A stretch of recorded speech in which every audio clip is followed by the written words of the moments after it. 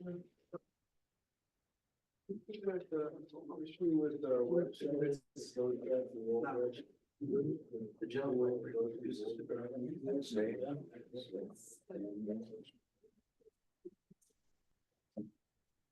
happened?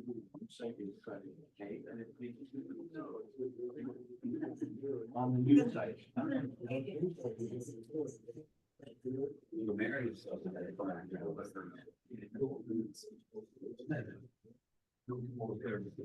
Are all the roles filled? Is there anything needed? Oh, good job. Very efficient on topic. Did you already write? No. Edward, you got all the roles filled? Yes, sir. We're good, Patrick. We got everything filled. All right. Thank you, though. Does that mean I'm on for table topics? Oh my God. That is exactly what that means. And you'll be called on first. Thank you. You're not Steve, supposed all to right. tell him that, Connor. Sorry? You're not supposed to tell him he'll be called on first. He's supposed to be worried every time he hears a question. Good point. Right, really? All right. Connor, can you hear me okay? Yep, we can hear you great. Thank you. And I already Thank chose you. a word with Abraham. All right, very good. Steve's got a little surprise for you. When it's his Oh, turn. boy. Well, good morning, Toastmasters. Like I do at the beginning of every meeting that I'm present for, with the hit of the gavel, I'll call this meeting of Toastmasters Club 3091 professionally speaking to order. If we could all rise, and Beth, please, if you could, lead us in the pledge. With the flag of the United United States of America, To the republic. for which it stands, One nation, under God, indivisible, with liberty and justice for all. for all. What's our thought of the day? Alan.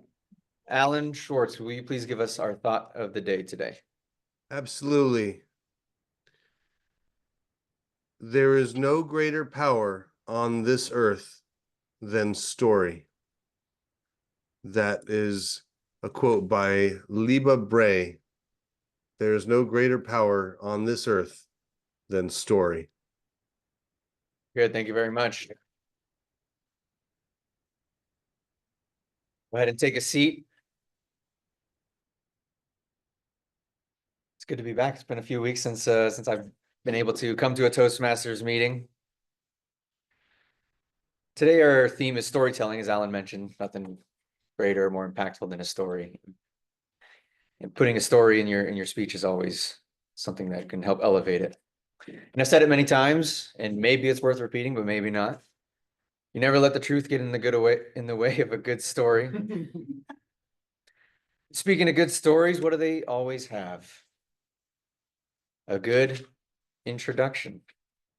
Now let me introduce you to someone that won't let a bad introduction get in the way of a good Toastmasters meeting. Our Toastmaster for today, Edward Bortz.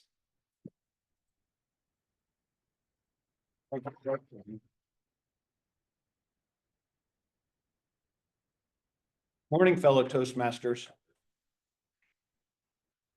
I hope some of you had a chance to see the little video that I put out with the email. If you didn't, it's 4 minutes and it's well worth watching.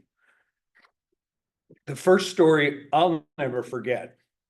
I was sitting on a little log in a dark forest of giant redwood trees as the embers of the campfire smoldered down to red. We were in the Klamath National Forest. My eyelids were red and sore from the fire smoke, and I could hear the sound of the rapids from the Eel River that was just down the embankment from where we were. I was riveted as my father came to the climax of his scary story. When Mr. Raymond came out of the closet, he was carrying a glass jar full of human eyeballs. My heart was in my throat and I was shivering as I felt the dark goblins approaching my cold, dark, exposed back. Little quick story for you there, trying to use my new techniques. Our theme is storytelling. So let's explain the functionary roles, then hear some great stories. So Mark, would you tell us about the grammarian role, please? I'm afraid I'm afraid I'm too afraid now to handle that, but I'm going to do my best. Well, Mr. Toastmaster, today I will be looking for good use of the English language and the not so good use of the English language. And hopefully I will be as hard on everyone as they deserve. Thank you. Thank you. Yes, and Mark, word of the day for Oh. today. Word of the day. Oh, how dreadful. Actually, that is the word of the day, dreadful. Okay, very good. Dreadful, extremely bad, distasteful, unpleasant, or shocking. His detailed story of a recent date was simply dreadful. Very good. Ben, would you tell us about the role of the timer, please? I will gladly do so, Edward. We don't have any guests, so everyone knows the timer roll. Julie, are you still 7 to 9 minutes? 5 to 7. 5 to 7. So for example, with Julie's at 5 minutes, I'll give the new fangled green card at 6 minutes, the amber or yellow, and then at 7 minutes, the red. And then of course, Denzel shows up if you are at 7.5 minutes, because you're out of time. Isaiah, you are still 5 to 7. And Daniel, you are 5 to 7. I was 6 to 8. Okay, 6 to 8. So I will make that. 7 minutes and 30 seconds. Okay, so Daniel 6 to 8, Isaiah 5 to 7, Julie 5 to 7. All right, Mr. Toastmaster. Very good. Thank you. Now Bob's going to tell us about the counter roll, and I'm glad he didn't have his jar of marbles out when I was talking, because I heard that big come out. Bob? Thank you. Just a little point of wisdom, when you pick this up from the table, don't pick it up like this, don't pick it up like this, okay?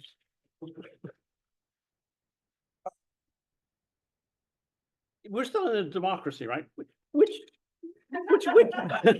Which of these, would you, give a show of hands, which of these would you prefer to hear today? This or this? This? 1, 2, 3, 4, 5, 6, or this?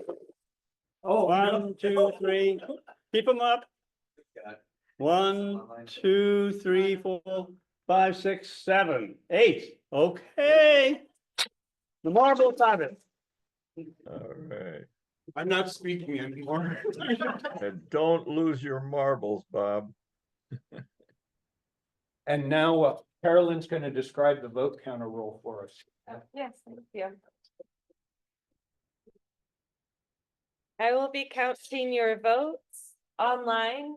My phone number is 503-686-1558. That's 503-686-1558. So if I'm looking at my phone, it's not to text people. Won't be playing games. Now I'm excited to introduce our table topics mistress. Is that how you say it? I'm not sure what you're supposed to say. But in any event, Rebecca's new to the club, but she's already given a couple great talks, and I'm sure she's going to have 1, 2. some fun story questions for us today. Thank you very much. Hello, Toastmasters. Once upon a time, there was this girl who it was her first role of being a table topics master, and she was dreading it. Oh my God. Totally kidding. So now we're into the impromptu stuff of the day. So the theme is storytelling. If you were a tree in the forest, what would be your story? Patrick Locke. She did it. She called on me first. Oh no. A tree in the forest. What would my story be? Well, I would be a tree up in the sequoias. Actually, there's a little place south of Sequoia that's called Mineral King. And the trees in that area are just beautiful. The tree line, though, only goes up to about 9,500 feet. So the tallest trees reach up a little bit above that because the trees up there are somewhere around 100 feet tall. Looking over this valley of Mineral King, I would be the biggest tree at the highest level looking down into the valley. On the east side of the valley is a waterfall, absolutely beautiful. And there is typically snow lining the mountaintops all the way around throughout the year. I just love the place. At sometimes, being this tall tree, I would look around and just take in all of the beauty that is in this valley because sometimes there are animals, but not dangerous animals. There's a lot of deer up there. One time, one of the deer came up and just rubbed up against the base of my tree. And it was just really a good feeling. Nothing dreadful ever happens up there. And it's a place where you can be at peace and enjoy your surroundings. Back to you, Madam Topic Master.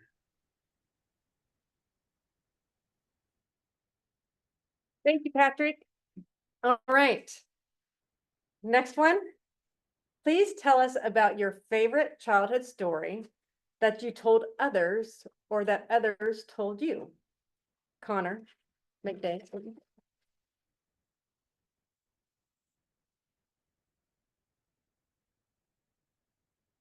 Thank you, Madam Table Topics Master. Story from my childhood that I enjoy telling. This is not anything's coming in particular to my mind, but something that has just been I've been involved in recently is my two oldest daughters have enrolled in T-ball, and we just had our first practice on Monday, so it's been a lot of fun. There's a lot of chaos. One of the coaches is a good friend of mine from when I was in elementary and middle school with him, and he's one of the volunteer coaches, and I asked him, so how was the first practice? How do you think it went? He's like, it's a lot more herding cattle and cats than I had thought it was going to be. He had all these drills that he had planned for 5 and 3-year-olds, and it didn't pan out as good as he had hoped. And one thing that that it brings up a memory from me from when I was a childhood is how I always thought it was dreadful to go to T-ball, or not T-ball, but Little League baseball, and how I always was one of the players on the team, but wasn't a well showcased player, I guess. Rode the bench a lot, played about half and half on the bench, half in right field. And it's something that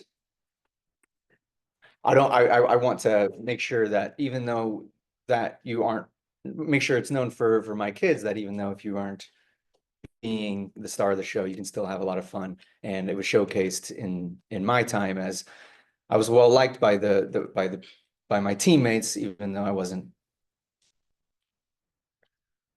hitting all the home runs, I guess, for lack of a better word. So hoping to imbue that wisdom on my kids, and that's the end of my rant.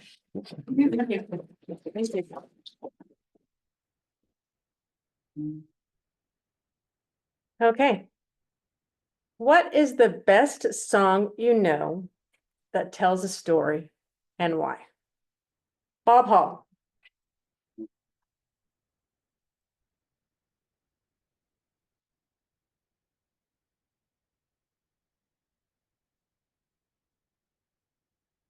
the best song that I know to tell the story. Well, I was hiking down the Pacific Crest Trail in 2023. And I've been talking to some, we just hit the 500-mile point on the trail. And everybody got into the group.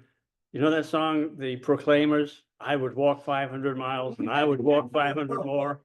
And I would walk 1,000 miles just to be at your door. We're all really super enthusiastic about it. Singing this song, going down the trail.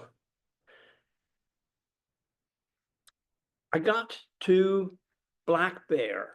I was hiking the opposite direction. I got to Black Bear and stopped at a little restaurant in Black Bear. And you'll never guess. I was listening to the songs on the playing on the music. You'll never guess what song came on. When I was sitting there eating some ice cream, I would walk 500 miles. That was amazing. It was an incredible experience. Super. All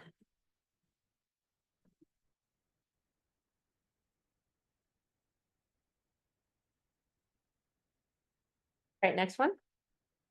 When you were just a little kid, what is the best imaginative story you made up in your head? Jeannie Brooks.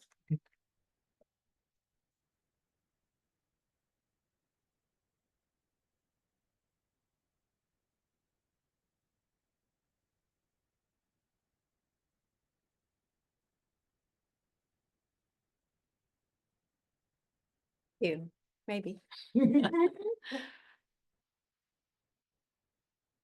I'm an engineer. I'm really hard at making up things. When Connor said, if it's not true, it's better. Well, I'm not good at that. But I'm good at telling stories, and I've learned to embellish a little bit. But when I was a little kid, I didn't make up a story, but my dad made up a story, kind of like what Edward was talking about going camping. We were all out one, and I was just a little tyke, and he's telling us a story about snipes.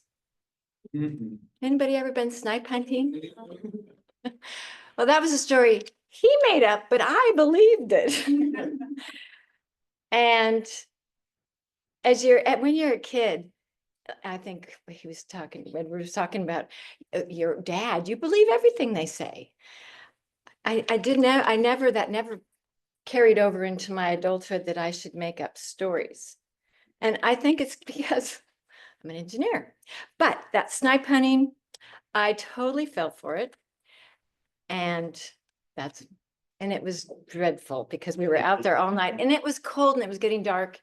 And of course the parents were out there because there was a few other kids of us. I wasn't the only one that fell for it, thank goodness. But it was pretty dreadful. Thank you. All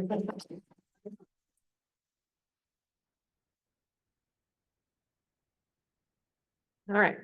If you could go back in time and rewrite part of your story, it does not have to be bad. It can be a little veer off the path, or if I would have done this, what would it be?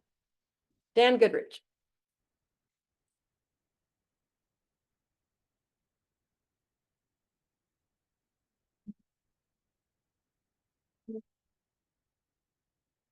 Thank you, Rebecca. This is going to sound bitter and sad. I was a cross-country runner in high school and we were very good. We were undefeated my senior year, 17-0.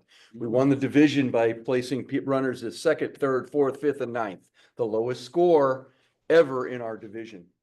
Problem was, state competition was down in Tucson. Now, if you know Arizona very well, Phoenix is the big city. Tucson is the red-headed stepbrother. They're always looking up to Phoenix, always jealous of Phoenix. I went to Arizona State. We don't like the University of Arizona down in Tucson.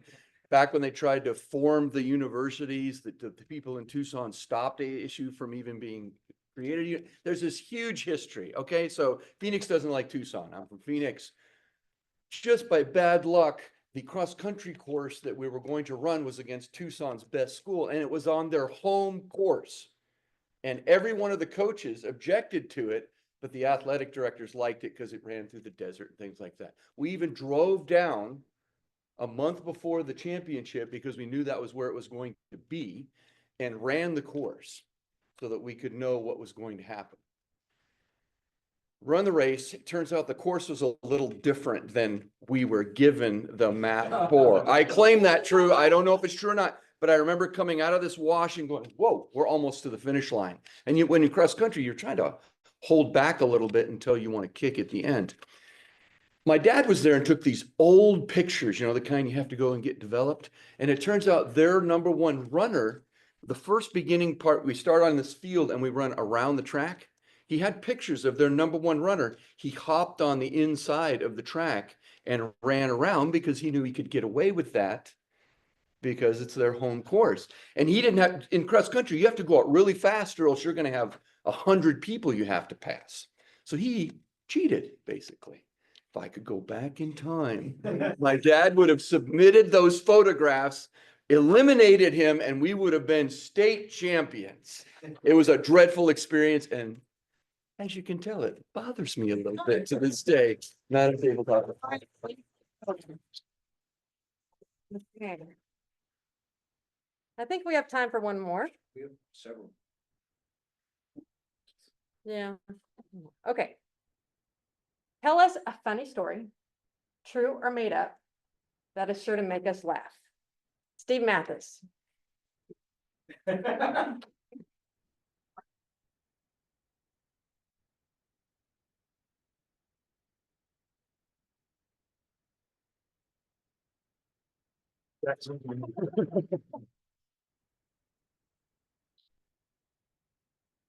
Could everybody do me a favor right now and just laugh? Okay, you still gotta. Have some fun things just running through my mind when I was a kid. I didn't know about it. I found out years later. We didn't have a TV when we were young. And my dad would tell people, we don't need a TV. We've got Stevie. That was funny.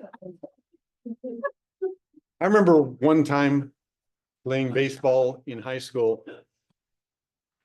And the coaches need to get you together and talk about serious matters and discuss them. And I remember one time in particular, he had us all sit there on the grass in Southern California, beautiful day. And he started impressing on us the importance of paying attention to signals. He told a story about someone he knew who didn't watch the signal. So there was a squeeze play put on.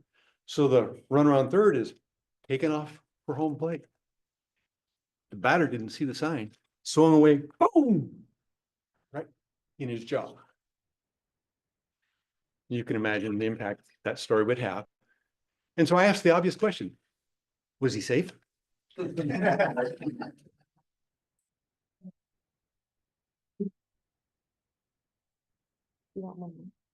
Okay, one more. You see a rabbit, an octopus, and a hot air balloon. Please tell us a story with once upon a time about a rabbit, an octopus, and a hot air balloon. Alan Schwartz. It's so funny that you ask me this question because I actually went on a date not that long ago. And you know, I try to keep the first date that I go on kind of mild, you know, make it more of an experience just to get to know each other. So like going to a movie is really not a good idea for a date because you don't get to talk to each other. But I took this young lady, you know, younger than me, 39 years old, Becky, her name is Becky, and we went on a hot air balloon ride. And as we were, you know, quite a bit up in the air, she pointed, she said, "What is that?"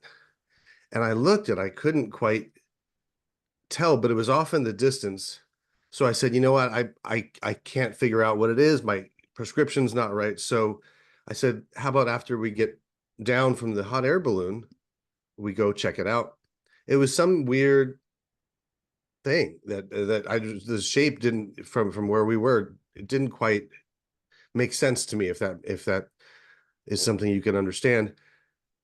Well, the hot air balloon, it was beautiful. You could see the clouds, you could see everything in every direction. It was a wonderful experience. It's cold up there. The wind, you could feel the wind on your face. It's quite nippy. As we landed, we made sure to pay attention to where exactly that weird thing was. And then we drove out there, and it was right next to the river. And as we pulled up and got out and walked along the shoreline for a little bit until we got up to this strange thing, there was a little tea party that that maybe a little girl had set up and left out with teacups and everything.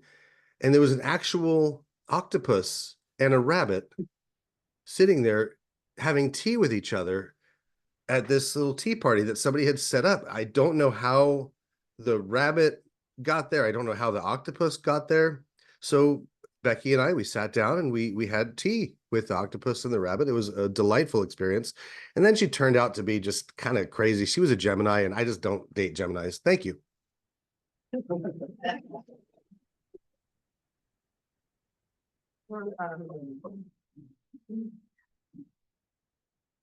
Toastmaster Daniel, did everybody make the time? They did. All right, so everybody please put in your votes for the best table topics.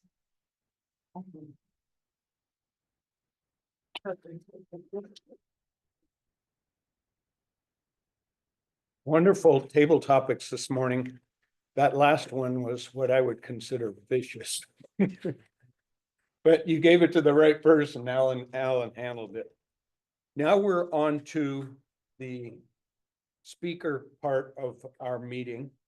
And Mark Gutman is going to describe Julie Lloyd's speaking objectives, please. You're on mute, Mark. Thank you.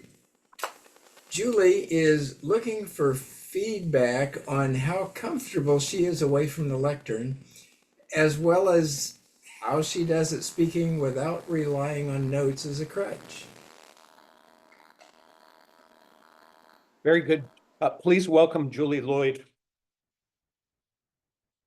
Her it's believe in more. And Julie, I had it for 7 to 9 minutes. 5 to 7. Okay. I'm stuck.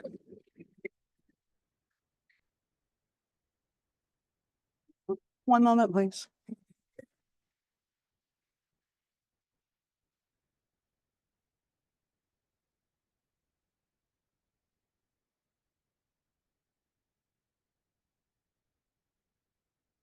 Good morning, Toastmasters. You're probably wondering why I have this fancy hat and sunglasses on today. Well, you're going to find out. How many of you have practiced your leadership skills on your family members? Oh, so not very many people. Okay. Well, I'm going to tell you a story today about how I tried to use my leadership skills and the length of the journey that it took to finalize the story. This is about feedback. Mom, can I take my stuffed animals? You can take one stuffed animal. It was February 2005. The day was much like today. Rainy, disgusting. My husband was being impacted by seasonal affective disorder. He had to get out of town, had to get some sunshine. I was working for Coca-Cola at the time, and I loved my job. I was top talent, I was doing really great, and I was developing my leadership skills. Feedback was one of those skills. So as we decided what we would do, we headed to Puerto Vallarta. And I'm going to have to put my glasses back on because I can't see out of these. So we boarded the plane and we went to Puerto Vallarta. We got off the plane, we went outside, we hailed the taxi, and we took off our jackets and let the sunshine beat down on our incredibly white skin. That taxi took us south to Costa del Sur, which is a hotel on the beach side. It's a beautiful hotel that we'd been to before. My daughter wanted to swim that day. So after unpacking some things and getting settled, we decided to go down to the pool. Well, she was 8 years old at the time. And the pool that the children could swim in was a little set off from the other pool, the main pool where the adults swam. So we went over to the pool side and she practiced her dive that she had learned just recently. And she did it over and over and over again. Well, as time went on, we got hungry, so we went and had dinner. And we went back up to our room. That evening, she started feeling a little queasy. That feeling that you get when things just aren't right with your intestinal tract. And if any of you have children and have had this sudden onset of intestinal disorders, we had put her to bed and all of a sudden she was vomiting. Not only that, but we had soupy poopy to go with it. It was dreadful. Well, I decided that I would get her stuffed animals out for her, so to give her a little bit of comfort. I opened her backpack and I pulled out this white lamb that had very little fur left on it. She had picked it off as a child. Lamb's name is Mimi. Mimi, it was great comfort to her. I reached in the backpack and felt something familiar. And I pull out a 3-foot tall stuffed moose. Well, that was odd. She got 2 animals in there. How funny. I reach in again and I pull out the stuffed duck that has this great big bottom and a long neck and head. Well, how many animals did you bring? I said 1. 8 in total. We were down for 2 days with her illness. So lecture number 472 had to wait. The next day, after she had started feeling better, after some galletas and some Gatorade, I started feeling a little bit queasy. And so we laid in bed for a couple more days. We've got 3 days left of our trip, and my husband, bam, comes down with the same thing. We all came down with norovirus. What does that have to do with leadership and feedback? Well, first of all, I had given my daughter instruction to bring 1 animal. So the lesson here, the teachable moment, was to follow instructions. Well, since we weren't feeling well at all, I completely forgot to give lecture or feedback to my daughter. We went home, life was good. A couple of weeks ago, she was home and she brought up the story. Mom, do you remember that time that we went to Puerto Vallarta and I brought all my stuffed animals? And it brought back the opportunity for feedback of lecture 472, except that this was 20 years later. So how do you give someone feedback 20 years after the fact? So I asked her, Rebecca, what was the significance of that moment for you? And she said, Mom, I think it was that was so out of characteristic for me. I've been a rule follower all my life. And so I got to thinking about feedback and how, number one, feedback is a gift. If we don't get feedback, we don't know how to improve. We think we know how we might need to improve, but when we hear it from other people, that gives us the opportunity to really understand how we're coming across to others. The second thing is that timing is important. 20 years is a little bit long to give feedback to someone, especially from child to adult. The third thing that I learned is it's really about the conversation. What really made that opportunity rich was when I asked her, what was the significance of that moment? And when we can enter into relationship with people while we're giving feedback, that's really the most important part. So I hope you learned today a little bit about feedback and the importance of feedback and how you can still give feedback even 20 years later. Toastmasters.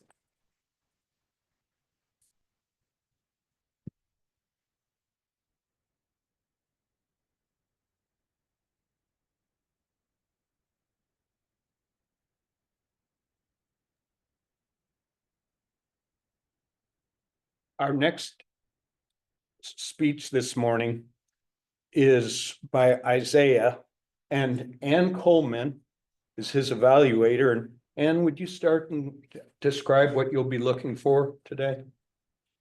Absolutely. Good morning, everyone. Isaiah asked to focus on his eye contact with the audience along with his hand gestures to emphasize what he will be sharing with us. He's on the path of mentorship and wants me to give him some advice based on my experience as a mentor after his speech. And I hope you all will do the same. Very good. Thank you. Thank you. Isaiah will be delivering a 5 to 7 minute speech entitled Seek Out Mentorship. This speech is the final step on Level 2 Presentation Mastery, Introduction to Mentoring. He will share his personal experience of being mentored outside of Toastmasters and how some of our own members have guided him along his way. Please help me welcome Isaiah.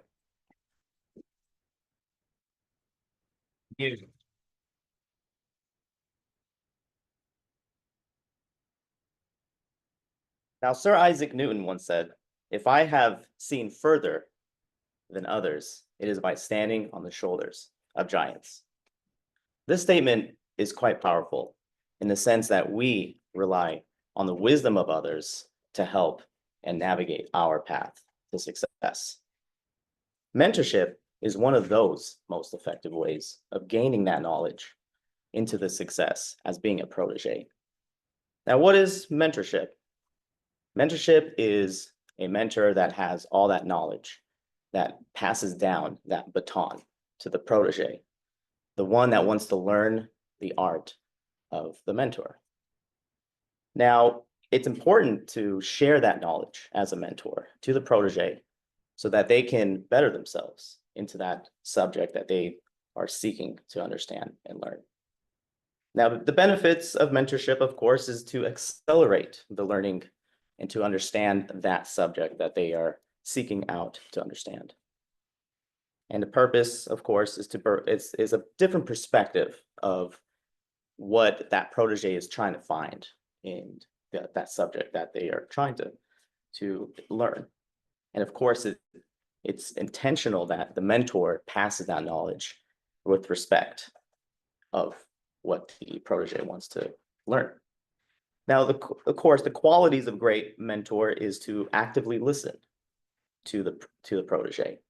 They sit down and they figure out a plan and they go through that plan to understand, okay, this is what you want to do, and this is how we learn the subject that I will be pouring my knowledge and wisdom to you.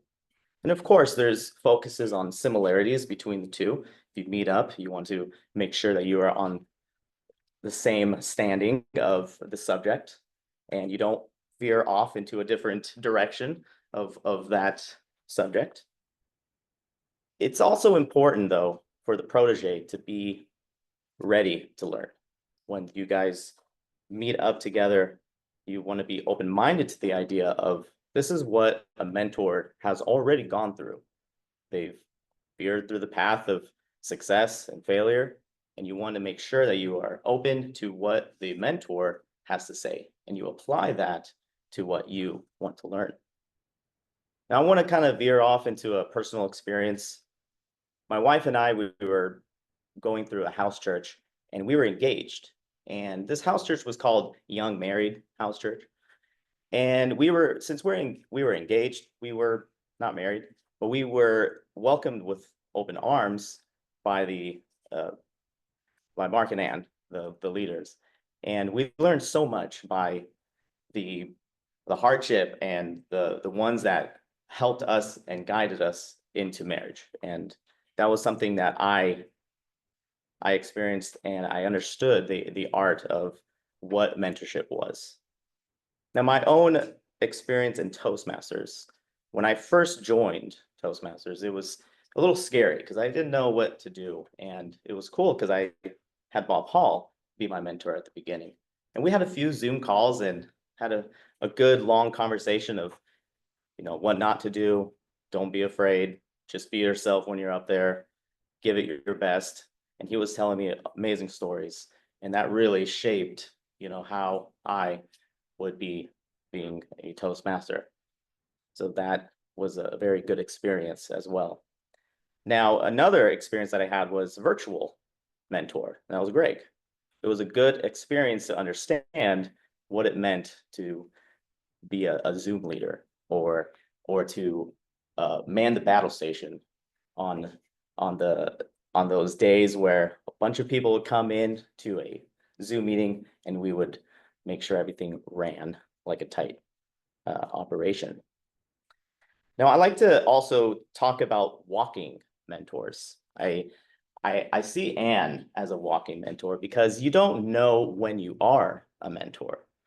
You suddenly say what needs to happen, right? How things need to be set, or when the objective needs to be met. You say it and you don't know it, but it does have a big impact on how things should operate. And that was something that I've noticed when, even if you don't know your mentor, it's important to just to be that person to help others to get the thing that needs to be running good. Now, how do you become a great mentor? It's important to commit time. You need to take the time to really sit down and figure out what you're good at. And if some protege approaches you and asks, hey, I want to be your protege, I want you to be my mentor, you have to commit that time. And of course, you got to sit down and figure out, do we meet up in person? Do we go through a Zoom? Do we text each other? Daniel, you are very good and you are still good at texting. Hey, how are you doing? You did great. Or this is what I do in this situation or a role. And it's very good in that sense to keep each other accountable with even a text message, a phone call. But we learn through face-to-face activity or face-to-face communication. And that is one of the best ways to become a great mentor, is to be present in the moment. And of course, having a plan. You come in with not rabbit trailing, not talking about something else, but you stick to what the subject is of what the protege needs to learn, and you stick to that. And of course, you encourage each other constantly. Of course, you're not going to smack them across the head and say, no, you did it wrong. This is how I would do this in this situation because I've gone through the failures and the success. And of course, the constructive feedback. You tell them this is what you did wrong, but in a respectful manner. And the protege needs to take that in and say, okay, I do, and I will learn from what you have taught me. Now, your call of action is to seek a mentorship or seek a mentor. And you want to pass that baton to the next generation so that they can do the same for the next. Thank you.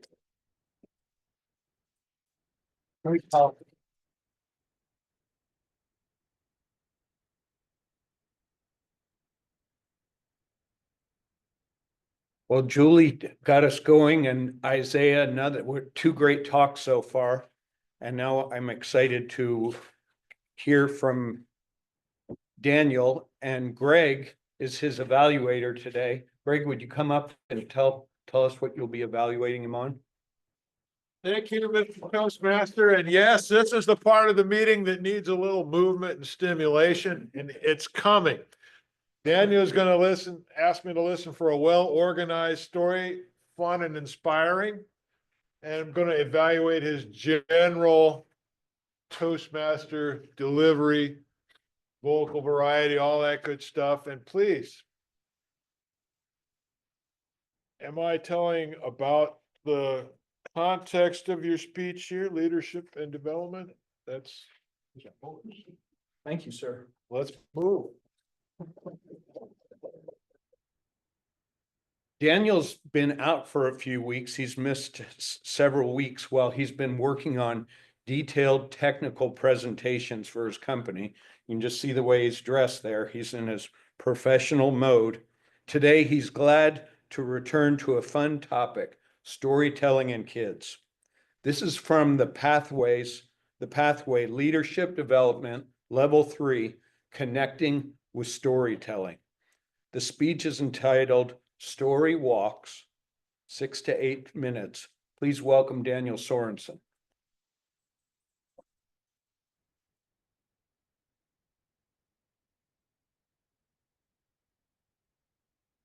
John Cleese, the British comedy actor and writer, said, "Everyone is creative. Creativity is just play, but some forgot how to play." This story is about one who loves to play and one who forgot, and it takes place over 5 walks up a hill. Walk 1. I regularly walk up a hill for exercise and thinking. My daughter Sarah is 10, and she joins me every chance she gets. When she comes along, my thinking time becomes a father-daughter chat.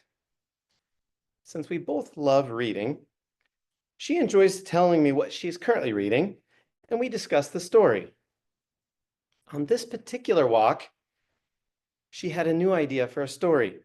She wants to write about Bluey, her favorite cartoon character. She explains the story. It is fun. She's excited. I ask her questions, and she cannot wait to make it into a book and a movie. I ask her, "Have you tried to make up your own characters with your own idea?" "Why? You don't like my story? You don't like Bluey characters?"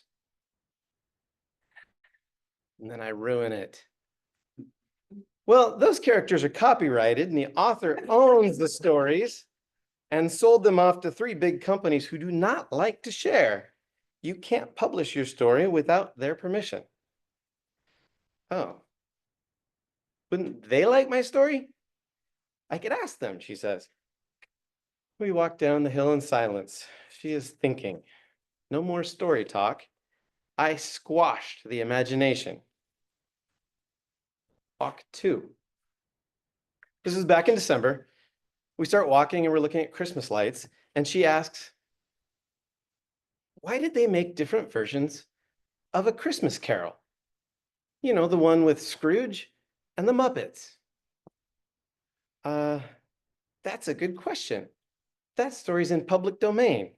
It has no more copyright, so anybody can make a version of that story. "Oh, why doesn't it have any more copyright?" "Well, because the author Charles Dickens died and the time ran out." I killed the moment again. I didn't know he died. Well, it was not a dreadful answer, but it was disappointing, and it smothered that spark of inspiration, that wonderful playtime up the hill. And we walked down again quietly. Walk 3. The turning point. She has a new idea. What stories are in public domain? Pull out your phone and look it up. So as we're walking, I pull up the list, and I realized there's not that many stories that she would know. Almost every character for kids these days is copyrighted and trademarked and patented.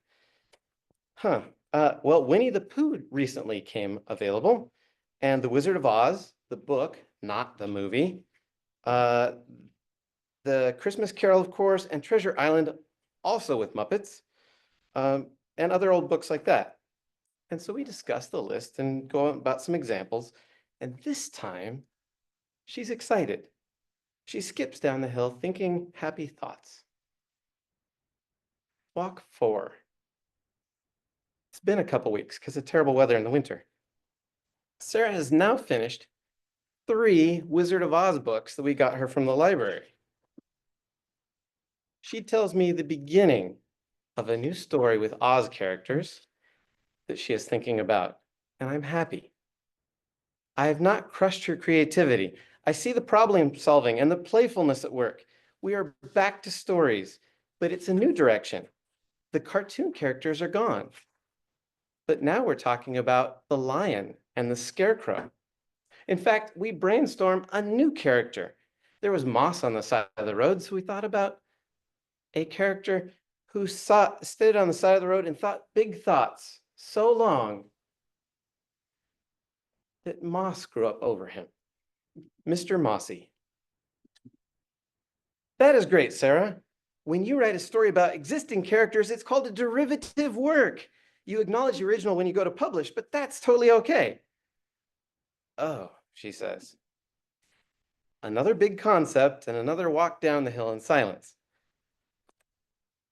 John Cleese has another quote. He says, when you are new to telling stories, you must copy or borrow or get your inspiration from somewhere. You must study a good story to know how it works before you can construct your own. You won't sell that borrowed story. It is for learning, but you must do it to learn the craft. So it is okay for her to write that Bluey story and file it away for practice. Walt Disney borrowed from others. The rules are now stricter, but we can still start where Walt started. Look at the old fables. Make a new creation with a different twist, a different perspective. The time is ripe. Hollywood needs ideas. By the time Sarah is grown up and ready to publish, many more of those stories will be in public domain. Walk 5. Sarah has now read 5 books in the Wizard of Oz series. She has made a map of Oz and started writing her own story. It's only a few pages, but it's fun and it shows how well she has learned the books and the characters. Now, I don't know if this story is about a girl who grows up to be a great storyteller like Walt Disney, or if it's a story like Alan Alexander Milne, who was inspired to write about walks with his son, Christopher Robin, on their way to see a bear at the London Zoo. My Sarah will move on to other things, but for now, I'm enjoying my story walks with a creative young girl who reminds me how to play.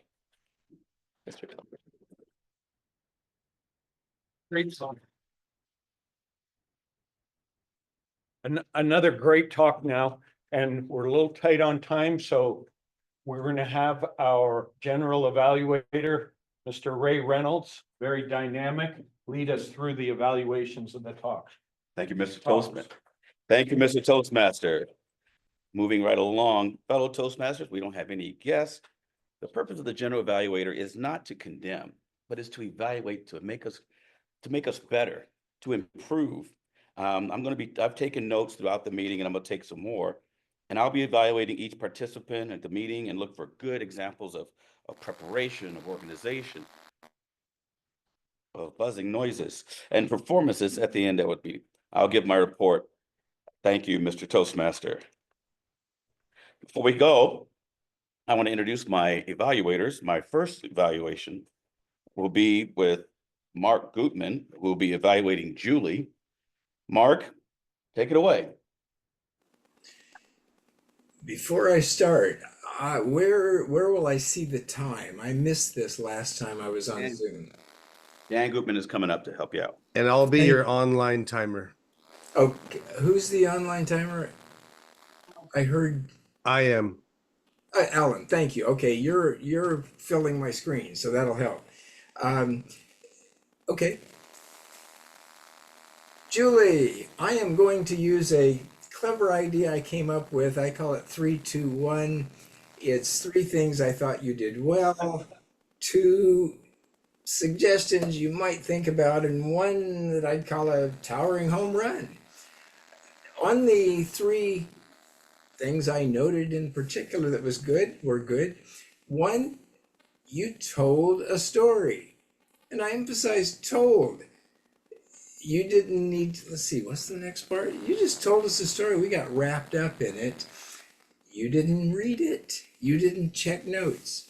Second thing, you drew lessons from the story. Feedback is a gift.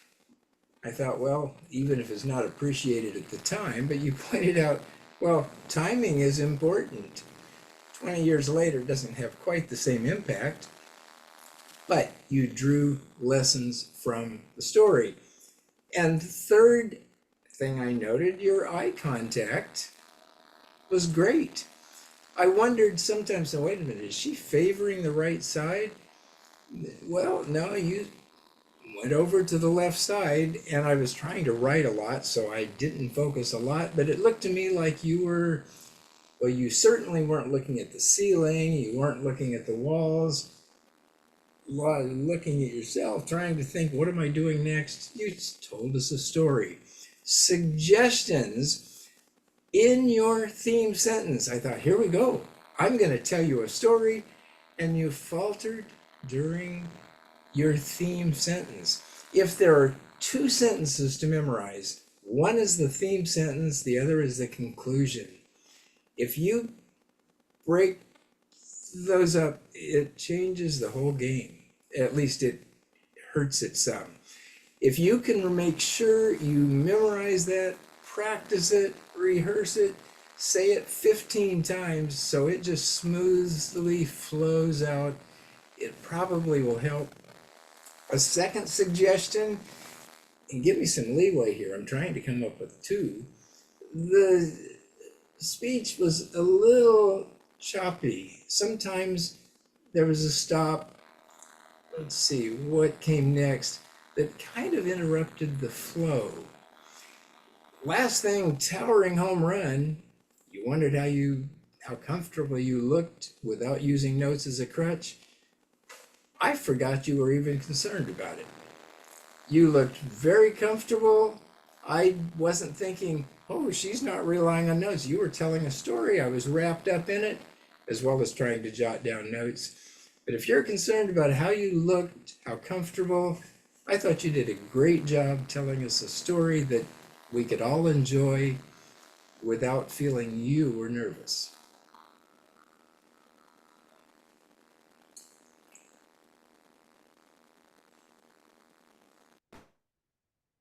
Thank you, Mark. Appreciate that. Our next evaluator will be Ann Coleman. She will be evaluating Isaiah's speech. Ann, are you there?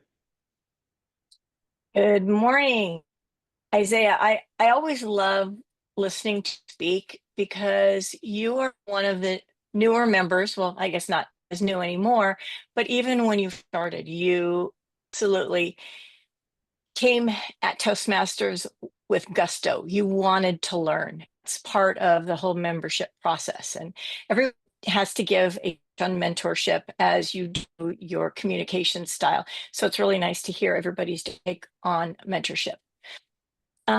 Regarding your feedback, start with your eye contact because that's what you specifically asked us to look for.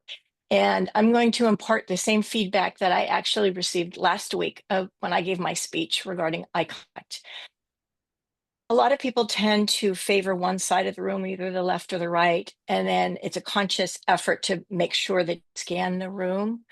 However, it can be more impactful if you give visual pause when you're speaking. You stop and look at a particular person, and then as if you're talking one-on-one, and then pause and then move to somebody else in the room and then kind of scan and mix it up a little bit.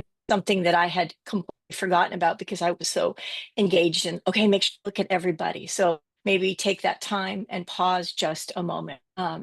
Your gestures were absolutely natural. You've had even pacing and you're very confident. And then you also mentioned several different mentors within the, your assigned mentor, which was Bob, your Zoom mentor, Greg, and then you even threw me in because I know you and I have had some conversation about how to do things in Toastmasters. And I appreciate that you thought of me as a mentor as well, even though not your official assigned mentor, which is a good reminder to everybody that you're learning everybody within the club, and especially those that have been there a really long time. In addition, you have several aspects of successful mentorship, respect, getting that time, patient, listening, and absolutely being open to the mentor experience. And I think they're absolutely key points. One thing I noticed is that I love that you added that personal story about your church and the people who helped guide you in your marriage. But you didn't really tell us what they did to help you and help guide you. So I would have liked to hear a little bit more about that and what did specifically. The one thing you did to really knock it out of the park, which is one of my favorite things that I know sometimes it goes by the wayside, is that you set both myself and your Toastmasters up for success by providing 2 well-written introductions.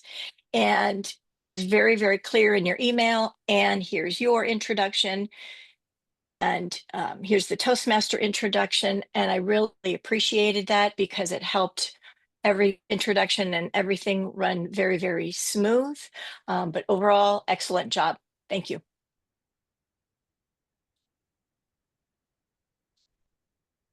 Thank you, Ann, for that evaluation. Our next evaluator will be Greg Hawkins. Greg will be evaluating Daniel's speech. Greg, take it away. Thank you, Mr. General Evaluator. And let me start by, it was a super opening, Dan. I like books. Wait a minute. I wanted to look at Dan over here when I deliver this. Your voice was very clear and loud. However, I think there's an issue with the microphone. Some people online were going this way. It was a very engaging, I think the most engaging part was the fact that you took long walks. I like long walks. They seemed like a long walk. There were many, many individual bits of data in those walks. My suggestion, leave the lectern behind. That was kind of indicating that you might have been reading bits and pieces, and you don't want to go detail by detail without first giving an overarching sketch. I'm going to say 5 walks. I'll tell you about each one and then wrap it up at the end. I like the part we learn here in Toastmasters about reiteration. You can't say something too many times when you're giving a speech. Audiences love that. I don't know why. The interesting part about reading the speech is that you told a story about stories. Recursive, very engaging mentally. Some stories are just straightforward. You start here, you end up over there. You went back into the books, which to me is a part of speechcraft that grabs an audience saying, well, I must pay attention in order to retain what I'm hearing and make good use of the points. Excellent timing. And again, very articulate, considering I think you had a voice issue before. I don't know with your speech.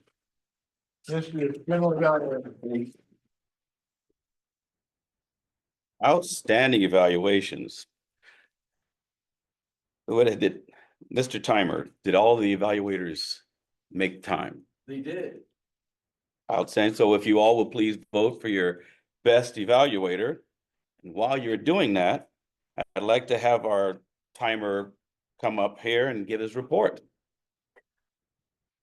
After you do your voting, I will do some stalling talking as we're doing it. So, and we're collecting. You know, I think I can do that. Did I tell you that I actually went fishing this last week? No. Did I tell that story? This is one heck of a great story. I went out and caught absolutely nothing. It was horrible. The worst day of my life fishing, but it was great. So now for our timer report. Well, I'm doing that. Dan, can you come up here and give me that report? Keep me from having to tell the rest the fact that I didn't catch anything.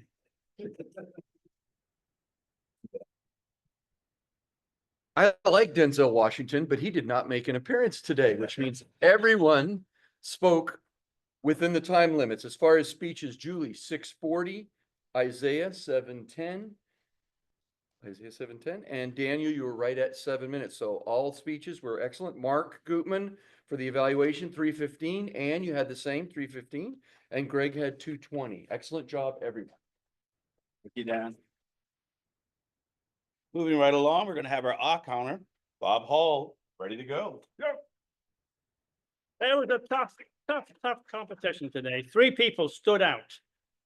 Connor, Ann, and Greg. Greg had 3 R's. Connor had 2 R's and a ton of double words. And Ann was the big winner. 4 R's and tons of Anns. Queen Anne. And in addition, does not count. That's an Ann. Thank you, Bob. Well. Now for my grammarian report, Mark Phillip, tell us how we spoke. Thank you, Mr. General Evaluator. So today I wrote down as good use, good descriptive use of our language.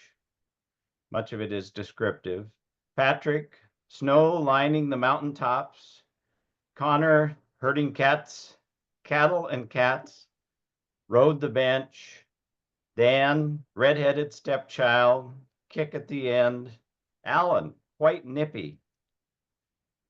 Julie, incredibly white skin. Those in the Northwest can relate entirely.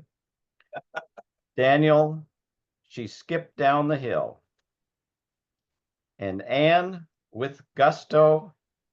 Greg, a part of speechcraft. That was quite good. Not so good use.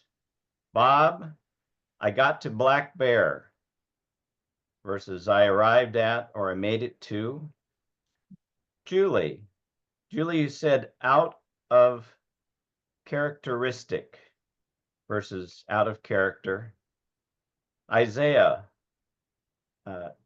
veer along the path. Since veer is a sudden change of direction, you'd be off the path when you veer.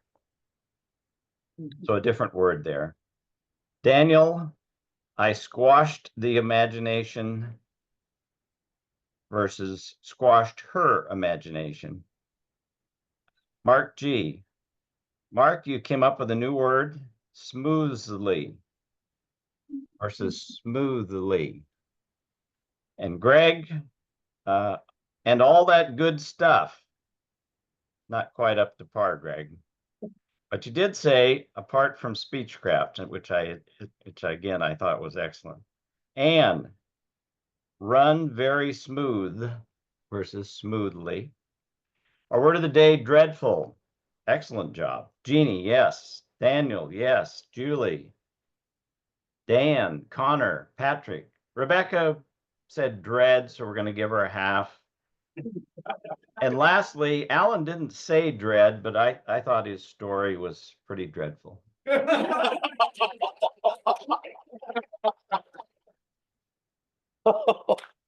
Ow!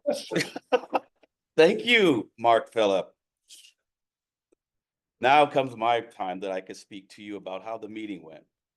I was very impressed that we started on time. I know we don't have a lot of time, so I'll be quick.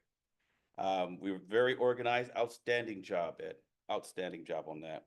You properly introduced everyone. You started it on time and you kept us on time. Also, you filled the roles well. You did a great job with introducing your table topics master and your general evaluator. Now, as far as our table topics master, I want to tell you, you were right on time. I mean, really right on time. Good job on getting those topics. They were great. You selected the appropriate topics for the theme of our meeting, which was storytelling. Way to go. You tracked that time because I was really watching you, and you were over here watching you tracked time. You were right on top of it. And you were totally in control. And I want to say that I have a little bit of things you suggest many times, and this is what I have done multiple times, calling on people who don't have roles. I did that. So you did that with Bob. He had a role, and so did Dan. So let's keep a little focus on that. I have to all the time. And I've got good job, Dan, on providing the times for our online folks. Well done. Isaiah, thank you for jumping out into it and adjusting that camera, getting it ready for the next speak. For Julie, great teamwork. Thanks for Connor for taking the bridge while your captain was up here talking. Ed, again, you really picked up on that speech. When part of Dan's speech fell down, you discreetly went over, lifted that, put back on there, did not disturb the meeting. Dan, I noticed he noticed it, but it was very, very discreet. Well done. And that's my report. I'd like to have our best table topic, correction. I'd like to have our awards person come up. Carolyn, why don't you come up and tell us how our folks did?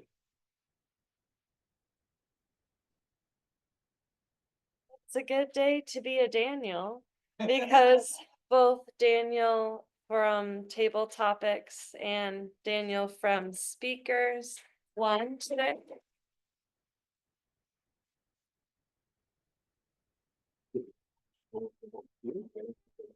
And then is that this one here? Okay, thank you. And then the evaluators, Mark, you won today too, so great job. Thank you.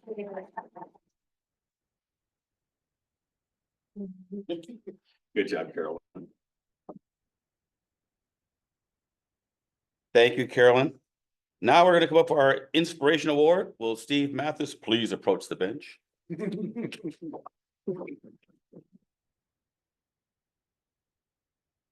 I want to give this award to someone who did a role for the first time in our club and did an excellent job. When you do table topics, it's easy to ask questions about the topic, but when you make somebody think about being a tree and very creative things like that, that just raises the bar. Excellent job, everybody.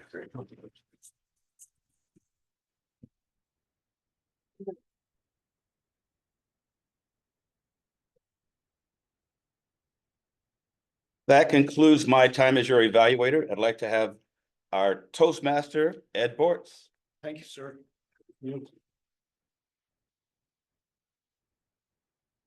I always get so energized listening to Ray. Does a great job facilitating today. We had great talks, wonderful talks, and great evaluations today.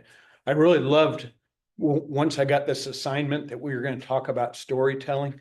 I never really focused on, but I spent hours this week studying it, and it's just that's so much of what we do here is storytelling. But this is my first time being Toastmaster, and I was pretty nervous about it. And I kind of feel like what it must be like the pilot of the 747 when you're landing in a stormy night with the wind blowing. So there's a lot more going on than meets the eye up here. So I'm hopefully continue to learn. And with that, I'd like to turn it over to our president for closing comments.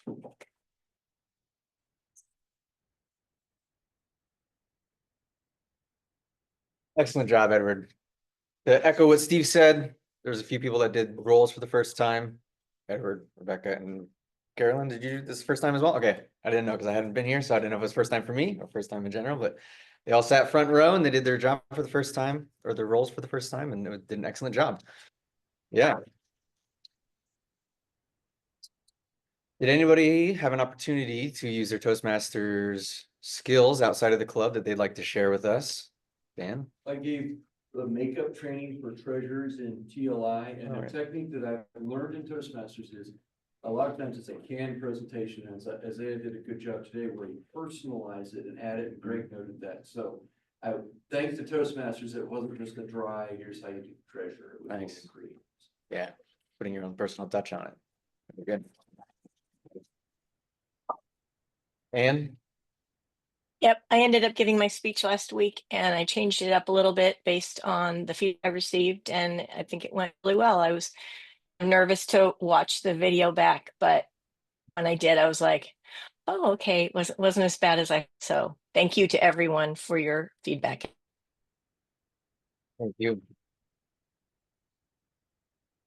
It's been my intro, but I got to propose a new project to the CEO and all the top executives, and Right. it was nice to have practice both online and in person. Right on. Very well done. And then Patrick, I saw your virtual hand raised. Okay. Yeah, I did a seminar on Monday for the Tactical Civics organization that I'm working with. Came out very good. We got a new person signed up on it, and I'll be doing that every week. And I'm also working on my keynote talk for Memorial Day event that we're going to be doing at Fort Vancouver. Good luck with that.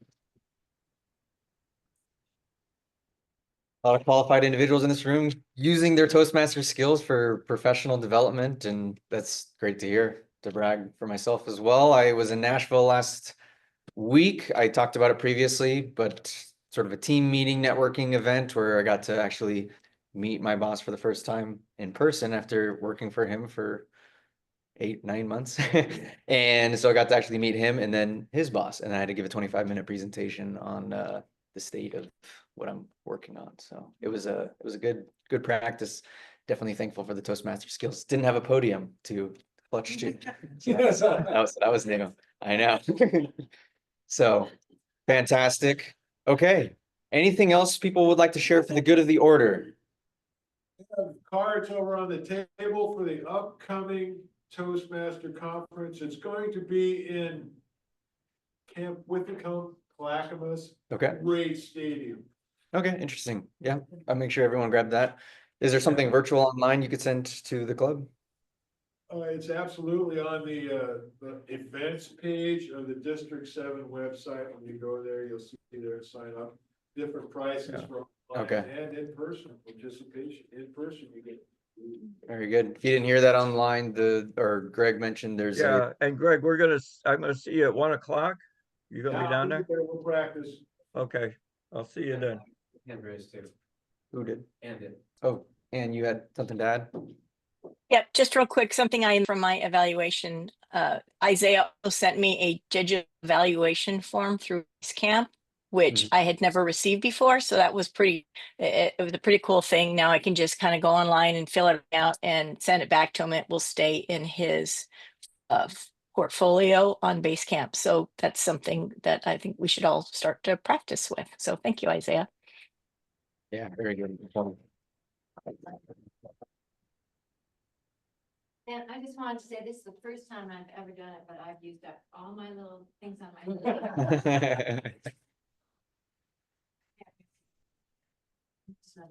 But it really means a lot when you write down a comment and give it, even if it's just great job. So remember to use those little ballot sheets besides just. And add your name. Oh, and please, and add your name. And that means people like to know who said it. That's Great point. Okay, dues, are we doing well there? Everyone who hasn't paid, please be sure to go online or use PayPal or give me a check. Okay, sounds great. If you haven't paid your dues, please do so before the end of the month here. I have a check to give you, and that's a good reminder I've brought with me. Okay, anything else anyone would like to share?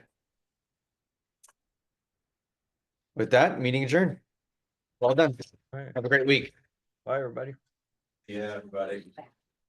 Bye, everyone. Halfway through.